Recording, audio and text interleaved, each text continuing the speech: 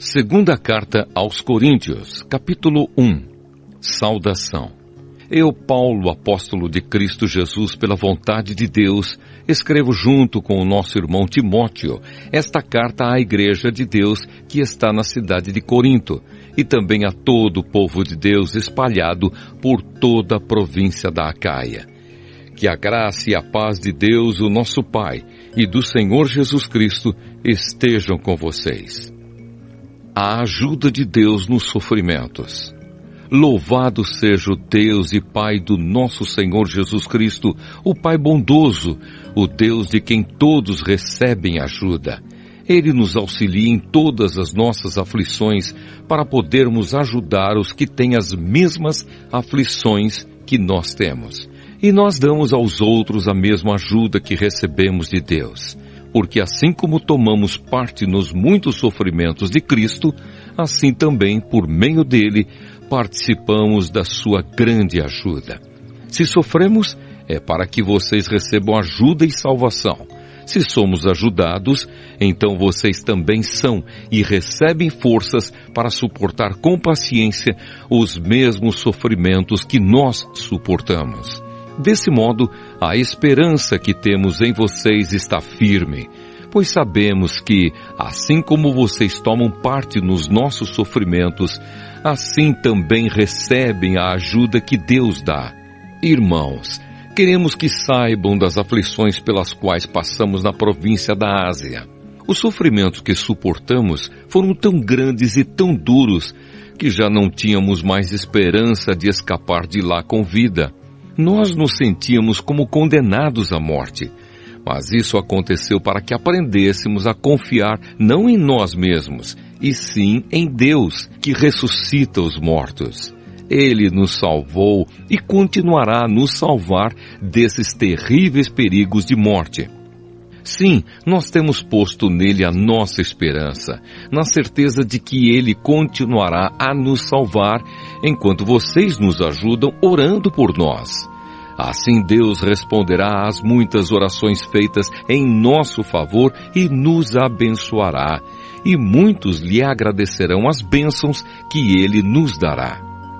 Paulo muda os seus planos. É disto que temos orgulho, a nossa consciência nos afirma que a nossa maneira de viver no mundo, e especialmente em relação a vocês, tem sido dirigida pela fraqueza e sinceridade que Deus nos dá e também pelo poder da sua graça e não pela sabedoria humana. Pois escrevemos a vocês somente o que vocês podem ler e entender. Agora vocês nos entendem só em parte, mas espero que cheguem a nos compreender completamente para que no dia do nosso Senhor Jesus, vocês tenham orgulho de nós, como nós temos de vocês. Eu estava tão certo de tudo isso, que no início fiz planos para ir visitar vocês, a fim de que vocês pudessem ser abençoados mais uma vez. De fato, eu estava pensando em visitá-los na minha ida para a província da Macedônia e também na volta, a fim de conseguir ajuda para a minha viagem à Judeia. Será que fui irresponsável quando resolvi fazer isso? Será que, ao fazer os meus planos, penso somente nos meus próprios interesses e por isso digo sim, sim e não, não ao mesmo tempo? Em nome de Deus, que é verdadeiro, o que prometi a vocês não foi um sim e um não ao mesmo tempo, pois Jesus Cristo, o Filho de Deus, que foi anunciado entre vocês por Silas, por Timóteo e por mim mesmo, não é sim e não ao mesmo tempo. Pelo contrário, ele é o sim de Deus, porque é o sim de todas as promessas de Deus. Por isso dizemos amém, por meio de Jesus Cristo, para a glória de Deus. Pois é o próprio Deus que nos dá a nós e a vocês a certeza de que estamos unidos com Cristo. E foi Deus quem nos separou para si mesmo. Como dono, Ele pôs a sua marca em nós e colocou no nosso coração o Espírito Santo, que é a garantia das coisas que Ele guarda para nós. Eu chamo Deus como minha testemunha. Ele conhece o meu coração. A fim de evitar aborrecimentos para vocês, resolvi não ir até Corinto. Não estamos querendo mandar na sua fé, pois vocês estão firmes na fé. Pelo contrário, queremos trabalhar com vocês para que vocês sejam mais felizes ainda. Segunda carta aos Coríntios, capítulo 2. Portanto, para não entristecê-los de novo, eu resolvi não ir ver vocês. Pois se eu entristeço vocês, então quem vai me alegrar? Somente vocês a quem tenho entristecido. Foi por isso que escrevi aquela carta.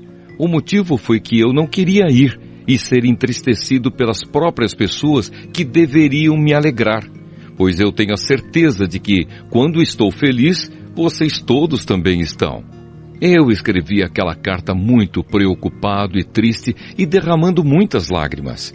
Porém, não escrevi para fazer com que vocês ficassem tristes, mas para que soubessem do grande amor que tenho por todos vocês.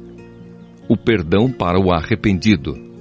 Mas se alguém fez com que alguma pessoa ficasse triste, não fez isso a mim, mas sim a vocês, ou pelo menos a alguns de vocês.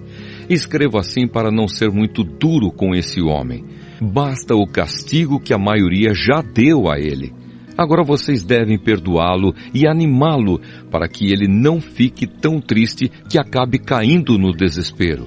Por isso peço que façam com que ele tenha a certeza de que vocês o amam. E foi por isso também que escrevi aquela carta. Eu queria pôr vocês à prova e saber se estão sempre prontos a obedecer aos meus ensinos. Quando vocês perdoam alguém, eu também perdoo. Porque quando eu perdoo, se é que de fato tenho alguma coisa a perdoar, faço isso por causa de vocês, na presença de Cristo, a fim de que Satanás não se aproveite de nós, pois conhecemos bem os planos dele. A preocupação de Paulo em Troade.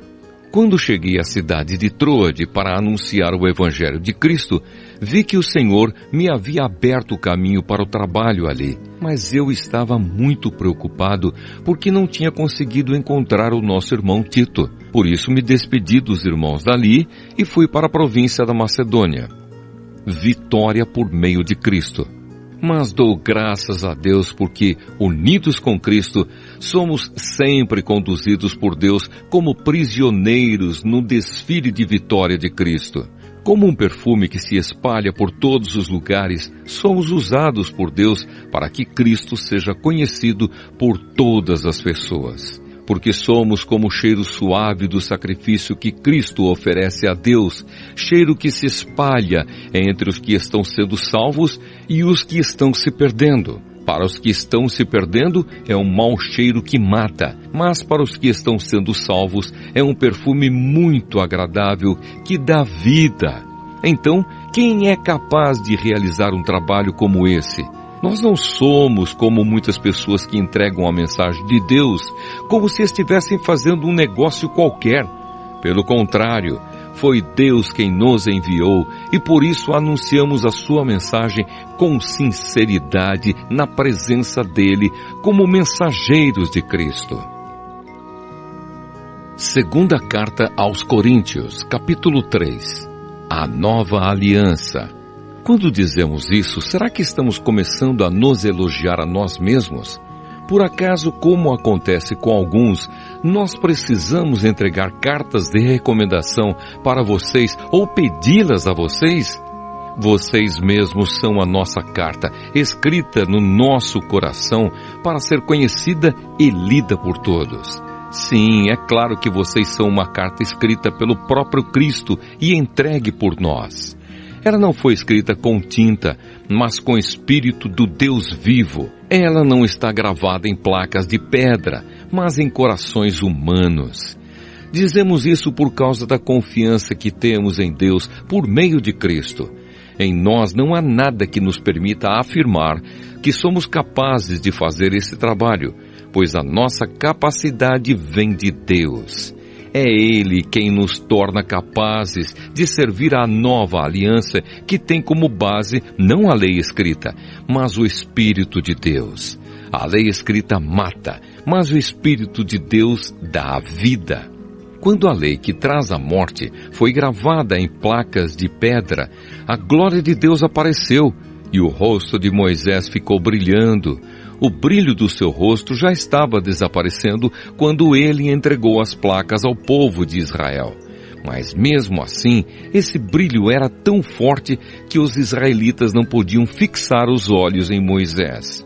Se o domínio da lei veio com tanta glória, quanto maior ainda é a glória que acompanha o domínio do Espírito de Deus.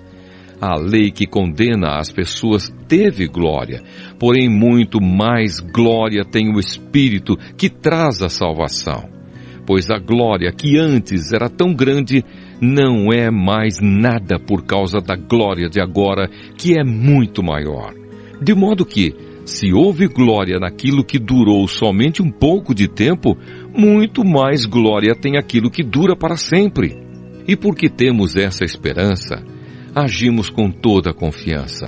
Nós não fazemos como Moisés, que cobria o rosto com um véu para que os israelitas não pudessem ver que o seu brilho estava desaparecendo.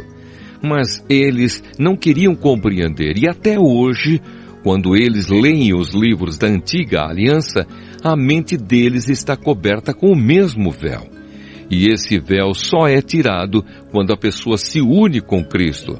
Mesmo agora, quando eles leem a lei de Moisés, o véu ainda cobre a mente deles.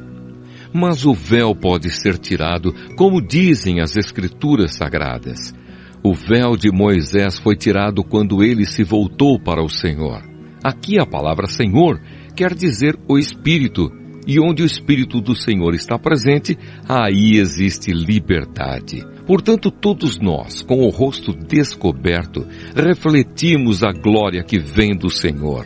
Essa glória vai ficando cada vez mais brilhante e vai nos tornando cada vez mais parecidos com o Senhor, que é o Espírito. Segunda Carta aos Coríntios, capítulo 4. Tesouros espirituais em potes de barro. Deus, na sua misericórdia, nos deu essa tarefa, e é por isso que nunca ficamos desanimados. Nós rejeitamos tudo que é feito escondido e tudo que é vergonhoso. Não agimos de má fé, nem falsificamos a mensagem de Deus. Pelo contrário, agimos sempre abertamente, de acordo com a verdade. E assim as pessoas têm uma boa impressão de nós que vivemos na presença de Deus. Porque se o evangelho que anunciamos está escondido somente para os que estão se perdendo. Eles não podem crer, pois o Deus deste mundo conservou a mente deles na escuridão.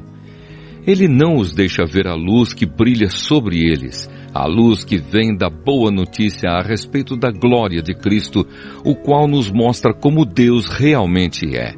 Pois nós não anunciamos a nós mesmos, nós anunciamos Jesus Cristo como o Senhor e a nós como servos de vocês por causa de Jesus. O Deus que disse que da escuridão brilhe a luz, é o mesmo que fez a luz brilhar no nosso coração. E isso para nos trazer a luz do conhecimento da glória de Deus que brilha no rosto de Jesus Cristo. Porém, nós que temos esse tesouro espiritual, somos como potes de barro, para que fique claro que o poder supremo pertence a Deus e não a nós. Muitas vezes ficamos aflitos, mas não somos derrotados. Algumas vezes ficamos em dúvida, mas nunca ficamos desesperados. Temos muitos inimigos, mas nunca nos falta um amigo. Às vezes somos gravemente feridos, mas não somos destruídos. Levamos sempre no nosso corpo mortal a morte de Jesus, para que também a vida dele seja vista no nosso corpo. Durante a vida inteira estamos sempre em perigo de morte por causa de Jesus, para que a vida dele seja vista neste nosso corpo mortal. De modo que a morte está agindo em nós e a vida está agindo em vocês. As Escrituras Sagradas dizem: eu criei e por isso falei. Pois assim nós, que temos a mesma fé em Deus, também falamos porque cremos, pois sabemos que Deus, que ressuscitou o Senhor Jesus, também nos ressuscitará com Ele e nos levará, junto com vocês, até a presença dEle. Tudo isso aconteceu para o bem de vocês, a fim de que a graça de Deus alcance um número cada vez maior de pessoas e estas façam mais orações de agradecimento para a glória de Deus. Viver pela fé. Por isso nunca ficamos desanimados. Mesmo que o nosso corpo vá se gastando, o nosso espírito vai se renovando dia a dia. E essa pequena e passageira aflição que sofremos vai nos trazer uma glória enorme e eterna, muito maior do que o sofrimento, porque nós não prestamos atenção nas coisas que se veem, mas nas que não se veem, pois o que pode ser visto dura apenas um pouco, mas o que não pode ser visto dura para sempre. Segunda carta aos Coríntios, capítulo 5. De fato, nós sabemos que quando for destruída esta barraca em que vivemos, que é o nosso corpo aqui na terra, Deus nos dará para morarmos nela uma casa no céu. Essa casa não foi feita por mãos humanas, foi Deus quem a fez, e ela durará para sempre. Por isso gememos enquanto vivemos nesta casa de agora, pois gostaríamos de nos mudarmos já para nossa nova casa no céu. Aquela casa será o nosso corpo celestial, e quando nos vestirmos com ele, não ficaremos sem corpo. Gememos aflitos enquanto vivemos nesta barraca que é o nosso corpo.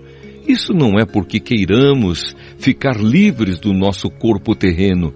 O que desejamos é receber o corpo celestial para que a vida faça com que o que é mortal desapareça. E foi Deus quem nos preparou para essa mudança e nos deu o seu Espírito como garantia de tudo o que Ele tem para nos dar. Estamos sempre muito animados, pois sabemos que enquanto vivemos neste corpo, estamos longe do lar do Senhor, porque vivemos pela fé e não pelo que vemos. Estamos muito animados e gostaríamos de deixar de viver neste corpo para irmos viver com o Senhor. Porém, acima de tudo, o que nós queremos é agradar o Senhor, seja vivendo no nosso corpo aqui, seja vivendo lá com o Senhor. Porque todos nós temos de nos apresentar diante de Cristo para sermos julgados por Ele. E cada um vai receber o que merece, de acordo com o que fez de bom ou de mal na sua vida aqui na terra. Amizade com Deus por meio de Cristo. Sabemos o que quer dizer temer o Senhor e por isso procuramos levar as pessoas à verdade. Deus nos conhece completamente e espero que no seu coração vocês me conheçam também.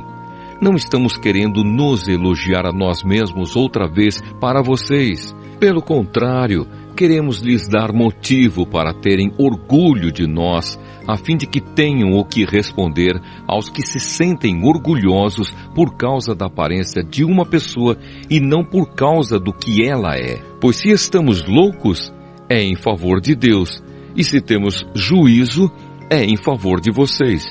Porque somos dominados pelo amor que Cristo tem por nós, pois reconhecemos que um homem, Jesus Cristo, morreu por todos, o que quer dizer que todos tomam parte na sua morte. Ele morreu por todos, para que os que vivem não vivam mais para si mesmos, mas vivam para aquele que morreu e foi ressuscitado para a salvação deles. Por isso, daqui em diante, não vamos mais usar regras humanas quando julgarmos alguém. E se antes de nos termos tornado cristãos, julgamos Cristo de acordo com regras humanas, agora não fazemos mais isso. Quem está unido com Cristo é uma nova pessoa. Acabou-se o que era velho e já chegou o que é novo. Tudo isso é feito por Deus, o qual, por meio de Cristo, nos transforma de inimigos em amigos dele. E Deus nos deu a tarefa de fazer com que os outros também sejam amigos dele. A nossa mensagem é esta: Deus não leva em conta os pecados dos seres humanos e, por meio de Cristo, Ele está fazendo com que eles sejam seus amigos.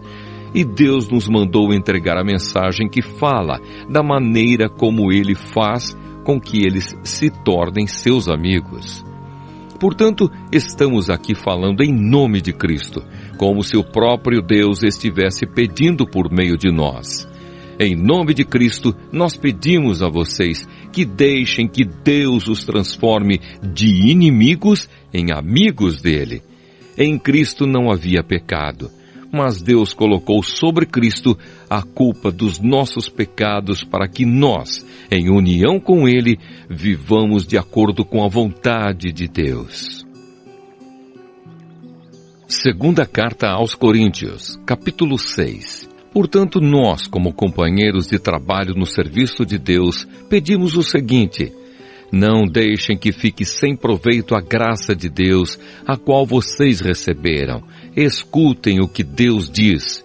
Quando chegou o tempo de mostrar a minha bondade, eu atendi o seu pedido e o socorri quando chegou o dia da salvação. Escutem, este é o tempo em que Deus mostra sua bondade. Hoje é o dia de ser salvo. Não queremos que alguém ache defeito no nosso trabalho e por isso fazemos o possível para não atrapalhar ninguém. Pelo contrário, em tudo mostramos que somos servos de Deus, suportando com muita paciência as aflições, os sofrimentos e as dificuldades. Temos sido chicoteados, presos e agredidos nas agitações populares. Temos trabalhado demais, temos ficado sem dormir e sem comer. Por meio da nossa pureza, conhecimento, paciência e delicadeza, mostramos que somos servos de Deus. Por meio do Espírito Santo, temos mostrado isso pelo nosso amor verdadeiro, pela mensagem da verdade e pelo poder de Deus. Por vivermos em obediência à vontade de Deus, temos as armas que usamos tanto para atacar como para nos defender. Somos elogiados e caluniados. Alguns nos insultam, outros falam bem de nós. Somos tratados como mentirosos, mas falamos a verdade. Somos tratados como desconhecidos, embora sejamos bem conhecidos de todos. Somos tratados como se estivéssemos mortos. Mas, como vocês estão vendo, continuamos vivos. Temos sido castigados, mas não fomos mortos. Às vezes ficamos tristes, outras vezes ficamos alegres. Parecemos pobres, mas enriquecemos muitas pessoas. Parece que não temos nada, mas na verdade possuímos tudo. Queridos amigos de Corinto, temos falado francamente e temos aberto completamente o nosso coração para vocês. Não temos fechado o nosso coração. Vocês é que têm fechado o coração de vocês para nós. Eu falo com vocês como se vocês fossem meus filhos. Tenham por nós os mesmos sentimentos que temos para com vocês e abram completamente o coração de vocês para nós. Conselho contra a influência dos pagãos. Não se juntem com descrentes para trabalhar com eles, pois como é que o certo pode ter alguma coisa a ver com o errado? Como é que a luz e a escuridão podem viver juntas? Como podem Cristo e o diabo estar de acordo? O que é que um cristão e um descrente têm em comum? Que relação pode haver entre o templo de Deus e os ídolos? Pois nós somos o templo do Deus vivo, como o próprio Deus já disse. Eu vou morar e viver com eles, serei o Deus deles e eles serão o meu povo. E o Senhor Todo-Poderoso diz: saiam do meio dos pagãos e separem-se deles. Não toquem em nada que seja impuro e então eu aceitarei vocês. Eu serei o pai de vocês e vocês serão meus filhos e minhas filhas. Segunda Carta aos Coríntios, capítulo 7. Meus queridos amigos, todas essas promessas são para nós. Por isso, purifiquemos a nós mesmos de tudo que torna impuro nosso corpo e a nossa alma.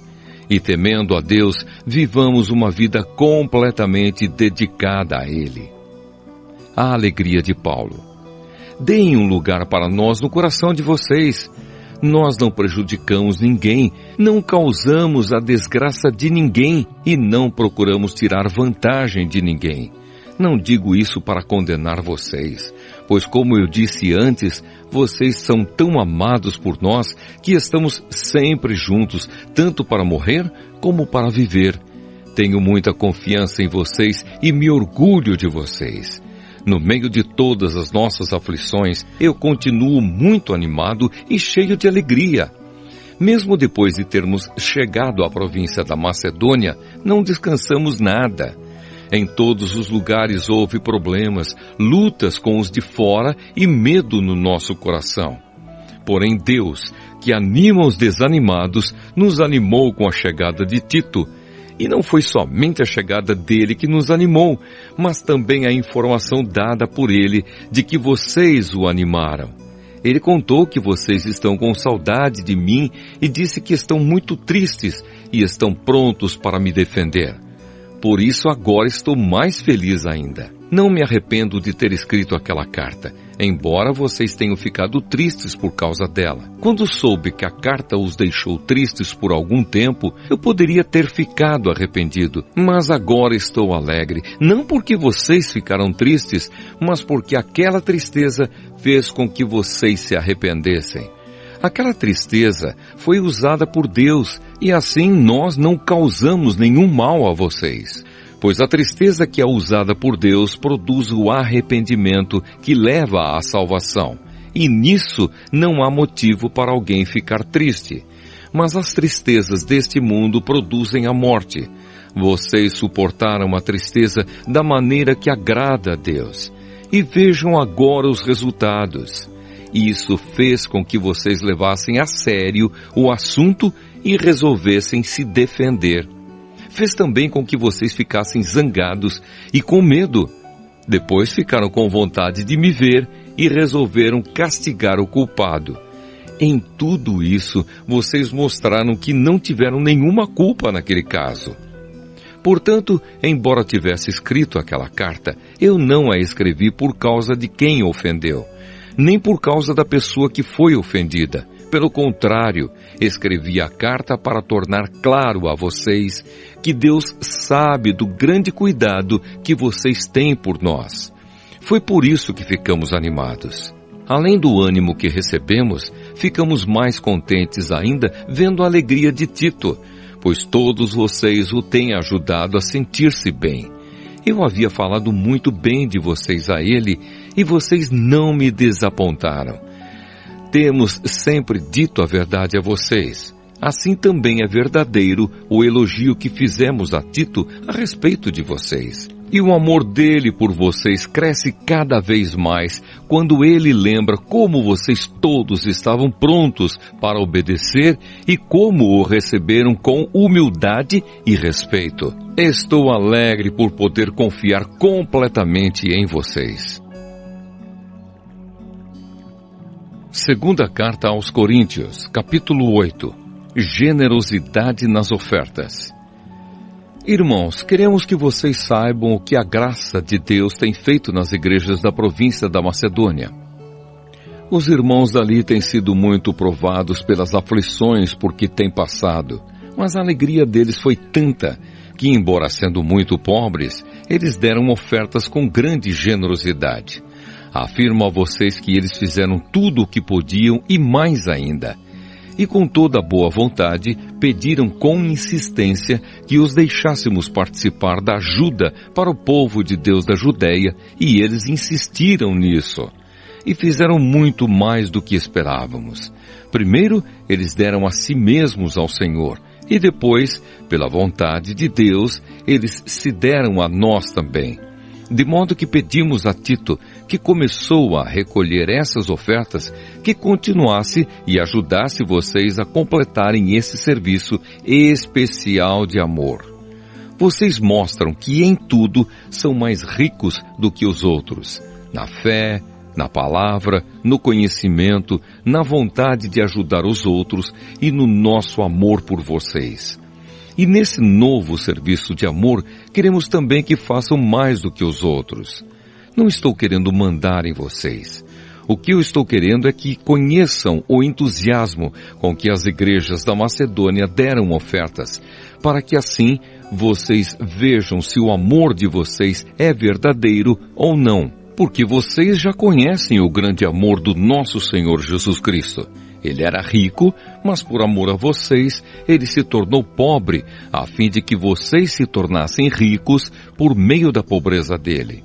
Minha opinião sobre o assunto é esta: é melhor para vocês que terminem agora o que começaram no ano passado. Vocês foram os primeiros não somente a ajudar, mas também a querer ajudar. Portanto, continuem e completem o trabalho. Façam isso com o mesmo entusiasmo que tiveram no princípio, dando de acordo com o que têm. Porque se alguém quer dar, Deus aceita a oferta conforme o que a pessoa tem. Deus não pede o que a pessoa não tem. Não estou querendo aliviar os outros e pôr um peso sobre vocês. Já que agora vocês têm bastante, é justo que ajudem os que estão necessitados. Em alguma outra ocasião, se vocês precisarem e eles tiverem bastante, aí eles poderão ajudá-los. Assim todos são tratados com igualdade, como dizem as Escrituras Sagradas.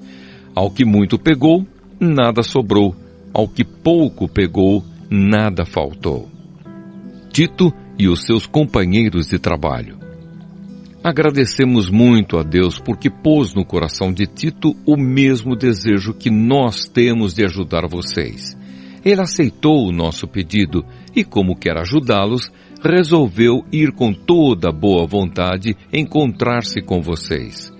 Junto com ele estamos enviando o irmão que é muito respeitado em todas as igrejas pelo seu trabalho de anunciar o Evangelho. Além disso, esse irmão foi escolhido e indicado pelas igrejas para viajar conosco, a fim de nos ajudar nesse serviço de amor que fazemos para a glória do Senhor e também para mostrar que, de fato, queremos ajudar. Queremos evitar assim que outros nos critiquem por causa da maneira pela qual estamos recolhendo essa grande oferta.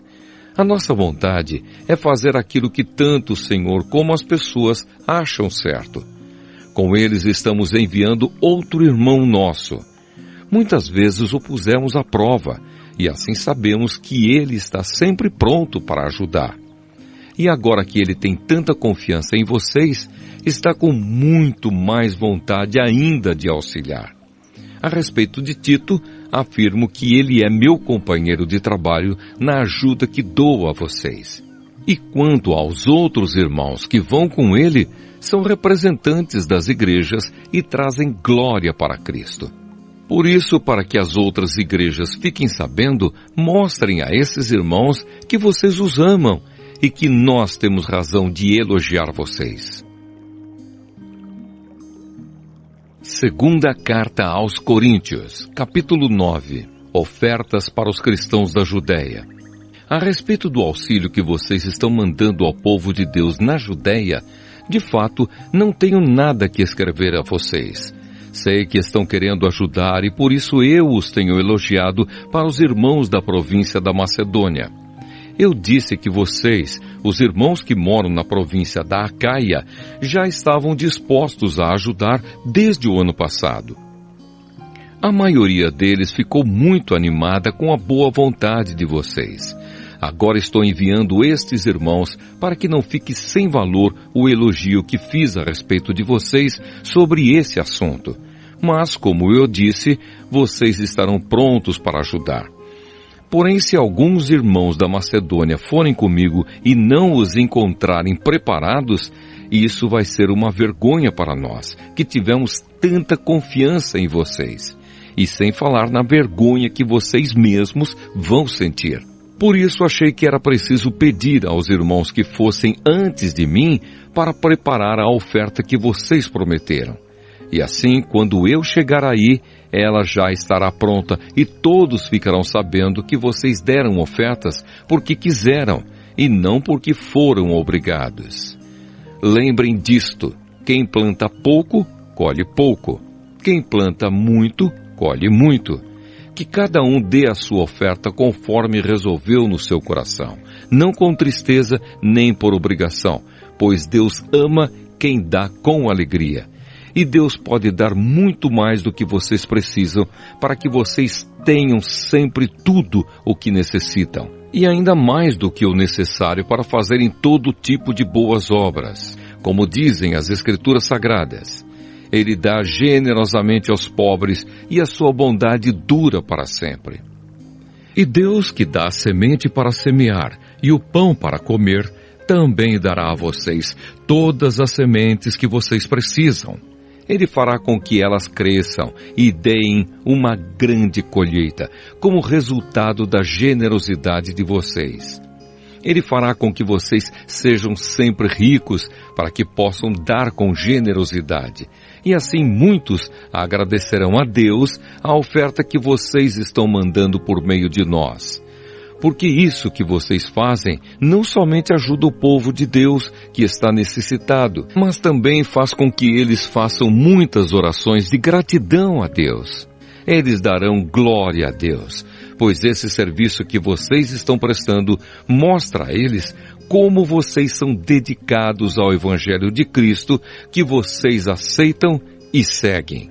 E eles também darão glória a Deus pela oferta generosa que vocês estão dando a eles e a todos os outros.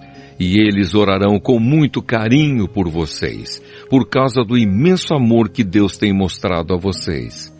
Agradecemos a Deus o presente que Ele nos dá, um presente que palavras não podem descrever. Segunda Carta aos Coríntios, capítulo 10. A autoridade de Paulo como apóstolo. Dizem que eu sou humilde quando estou com vocês, mas duro quando estou longe. Pois eu, Paulo, faço este apelo a vocês em nome de Cristo, que foi carinhoso e bondoso. Quando eu for aí, não me obriguem a ser duro, pois eu tenho certeza de que posso agir com dureza contra os que afirmam que fazemos as coisas por motivos humanos. É claro que somos humanos, mas não lutamos por motivos humanos. As armas que usamos na nossa luta não são do mundo, são armas poderosas de Deus, capazes de destruir fortalezas. E assim, destruímos ideias falsas e também todo orgulho humano que não deixa que as pessoas conheçam a Deus. Dominamos todo o pensamento humano e fazemos com que ele obedeça a Cristo. E quando vocês provarem que são obedientes, estaremos prontos para castigar qualquer desobediência. Vocês julgam as coisas pela aparência. Se uma pessoa tem certeza de que pertence a Cristo, deve pensar de novo a respeito disso, pois nós também pertencemos a Cristo tanto quanto essa pessoa. O Senhor Jesus me deu autoridade sobre vocês, não para destruí-los, mas para fazê-los crescer espiritualmente. E embora eu tenha me orgulhado um pouco demais da minha autoridade, não tenho nada de que me envergonhar. Não quero que pareça que estou tentando assustar vocês com as minhas cartas.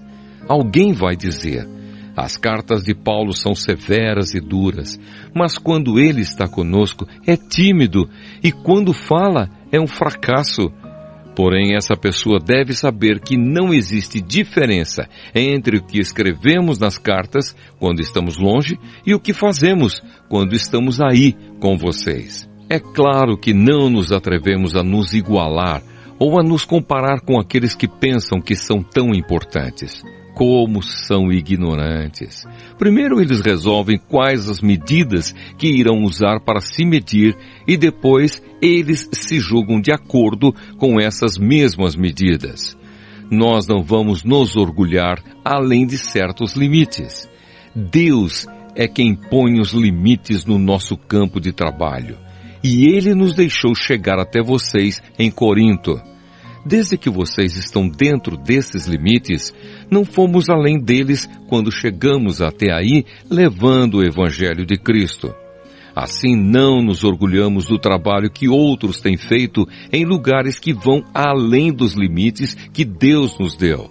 Pelo contrário, esperamos que a fé que vocês têm possa crescer e que nós possamos fazer um trabalho ainda maior entre vocês. sempre dentro dos limites que Deus tem posto para nós.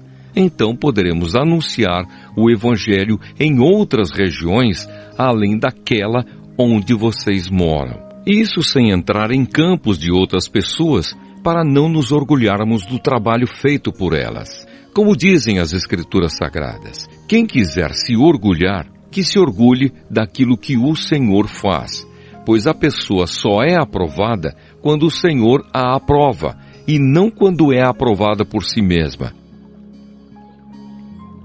Segunda carta aos Coríntios, capítulo 11.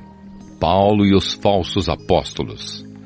Eu gostaria que vocês me suportassem mesmo quando sou um tanto louco. Por favor, me suportem.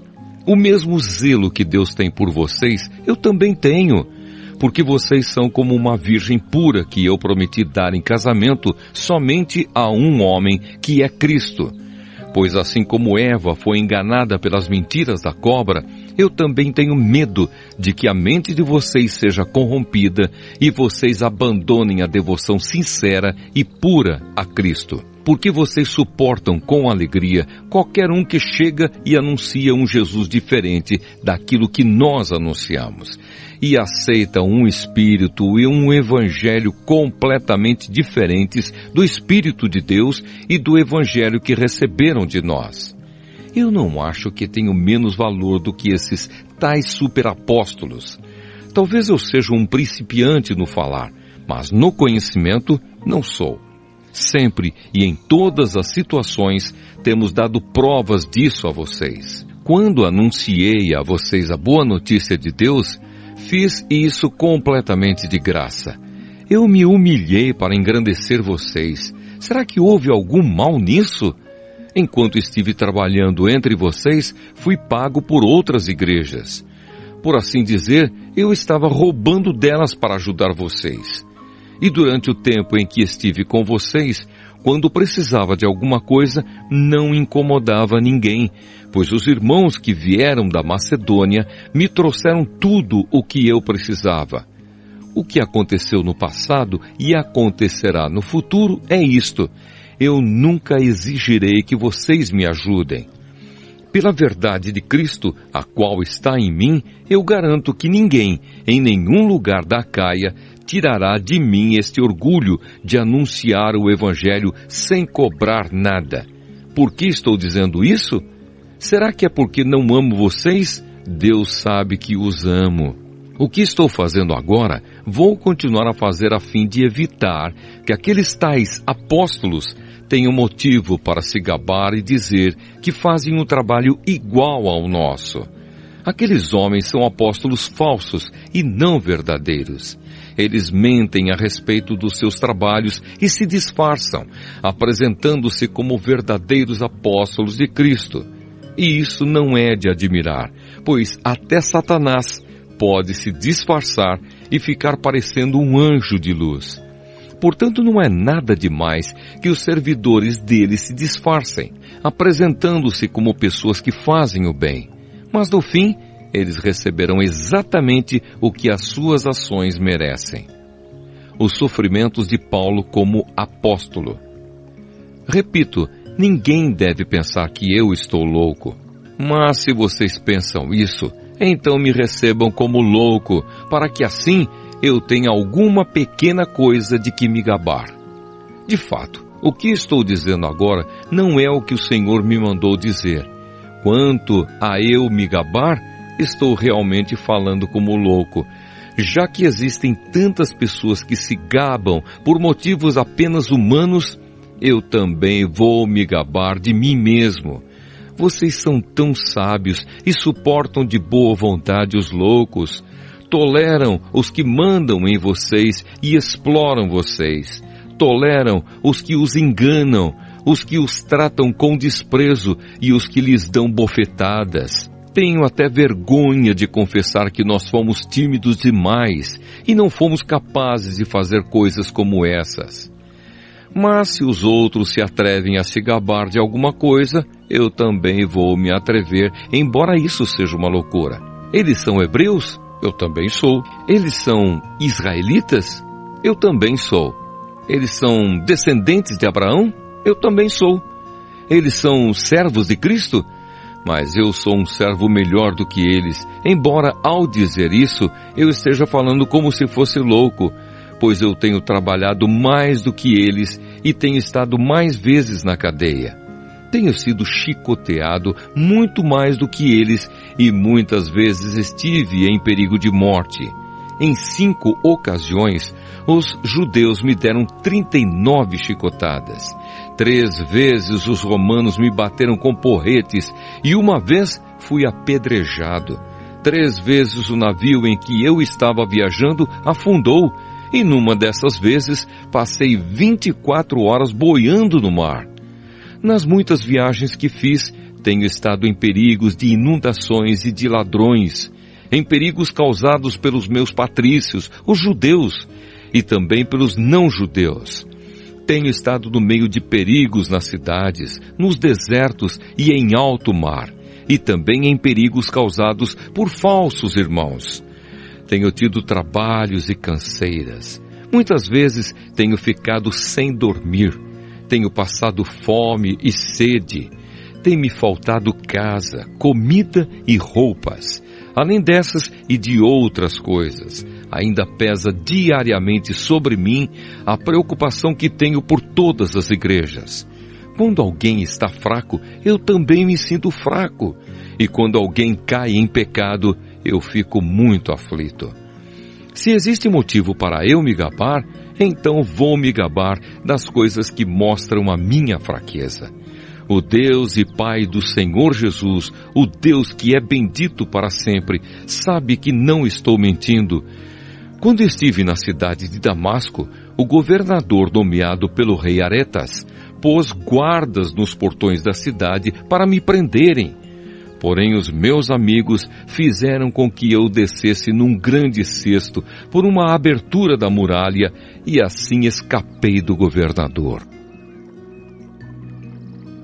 Segunda carta aos Coríntios, capítulo 12. As visões e revelações de Paulo. Embora não adiante nada, eu preciso me gabar de mim mesmo.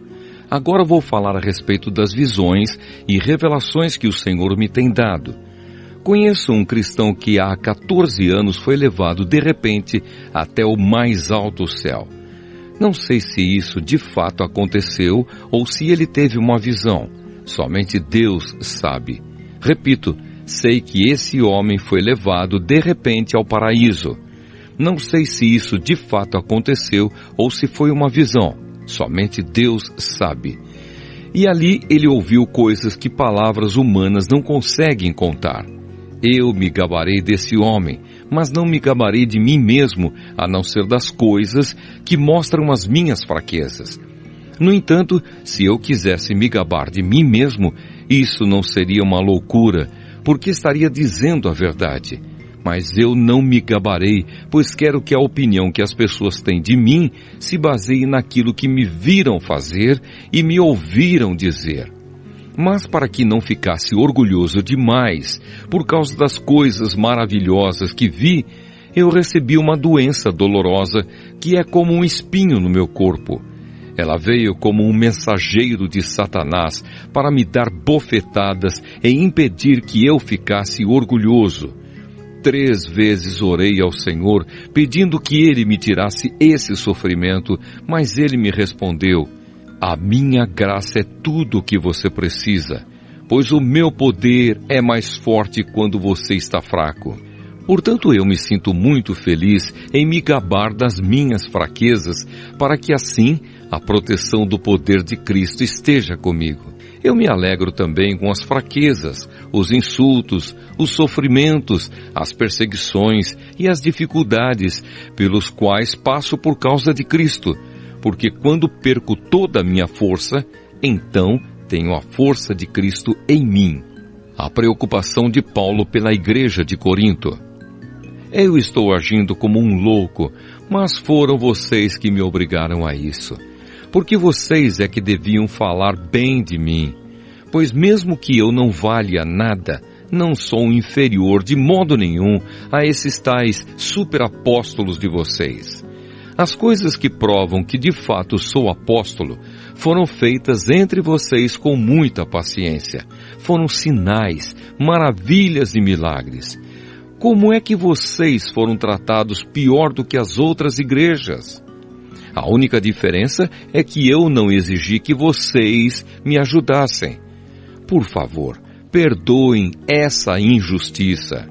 Já estou preparado para fazer a minha terceira visita a vocês e novamente não vou exigir que vocês me ajudem. Eu quero vocês e não o dinheiro de vocês. Afinal de contas, são os pais que devem juntar dinheiro para os filhos e não os filhos para os pais. Vou ficar contente em gastar tudo o que tenho e até a mim mesmo para ajudá-los. Será que vocês me amarão menos só porque eu os amo tanto? Portanto, vocês vão concordar que eu não exigi nada de vocês. Porém, alguém poderá dizer que os enganei e tapeei com mentiras. Por acaso explorei vocês por meio de algum mensageiro que lhes mandei? Eu pedi a Tito que fosse visitá-los e mandei com ele o outro irmão na fé. Por acaso Tito os explorou? Será que nós dois não temos agido do mesmo modo e com o mesmo espírito? Talvez vocês pensem que estamos querendo nos defender diante de vocês. Mas não é isso. Falamos como Cristo nos mandaria falar na presença de Deus. E tudo o que fazemos, queridos amigos, é para ajudar vocês. Tenho medo de que quando chegar aí, eu os encontre diferentes do que eu gostaria que fossem e que vocês me achem diferente do que gostariam que eu fosse.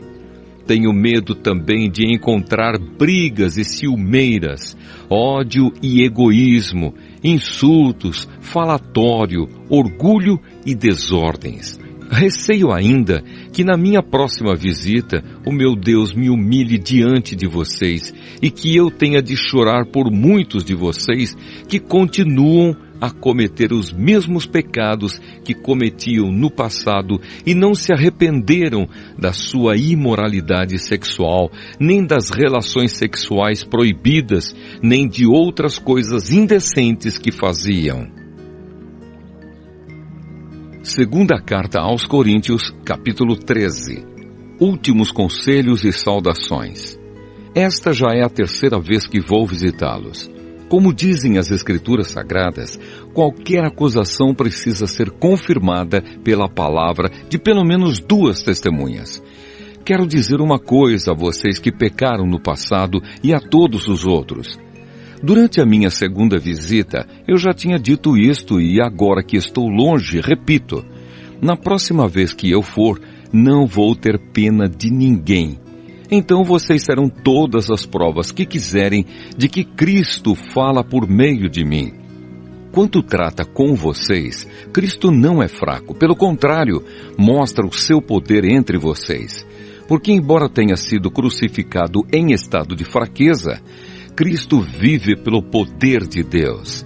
Assim nós também, unidos com Ele, somos fracos.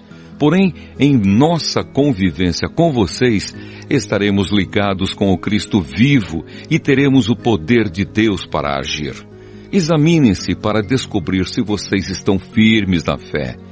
Com certeza vocês sabem que Jesus Cristo está unido com vocês, a não ser que vocês tenham falhado completamente. E espero que vocês saibam que nós não temos falhado.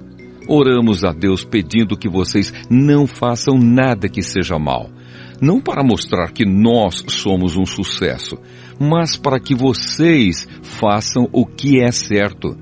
E não importa que fique parecendo que nós falhamos, pois nós não podemos fazer nada contra a verdade, mas somente a favor da verdade. Por isso ficamos alegres quando estamos fracos, contanto que vocês estejam fortes. E também oramos para que vocês se tornem mais fortes na fé. Escrevo esta carta antes de ir vê-los para que, quando eu for, não tenha de ser tão duro no uso da autoridade que o Senhor me deu. Essa autoridade é para fazer com que vocês cresçam espiritualmente e não para destruí-los. E agora, irmãos, até logo. Procurem ser corretos em tudo.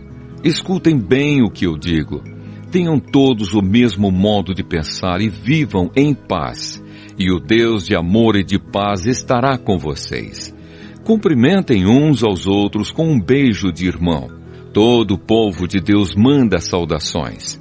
Que a graça do Senhor Jesus Cristo, o amor de Deus e a presença do Espírito Santo estejam com todos vocês.